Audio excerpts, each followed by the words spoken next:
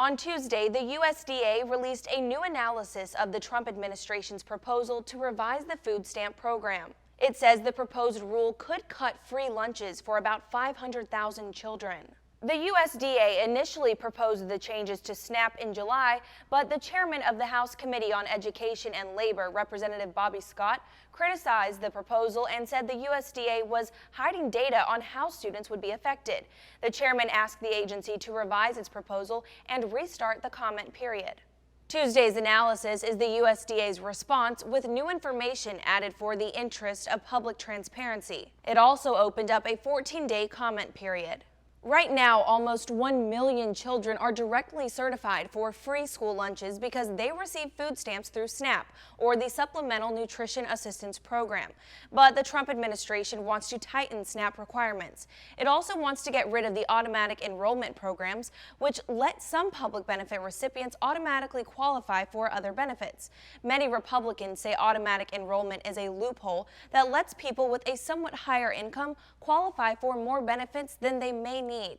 Before this new analysis was released, Agriculture Secretary Sonny Perdue said, "For too long, this loophole has been used to effectively bypass important eligibility guidelines. That is why we are changing the rules, preventing abuse of a critical safety net system so those who need food assistance the most are the only ones who receive it."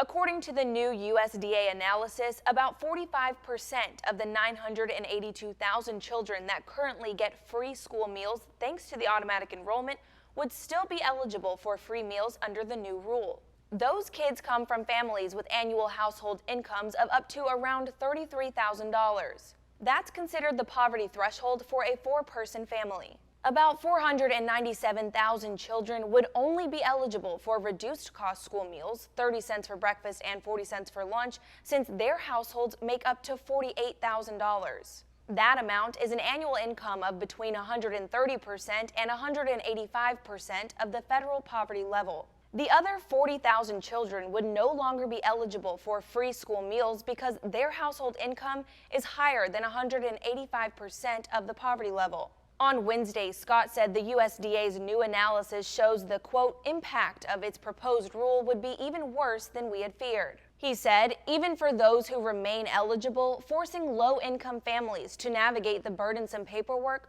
will inevitably lead to eligible children losing access to a critical source of daily nutrition.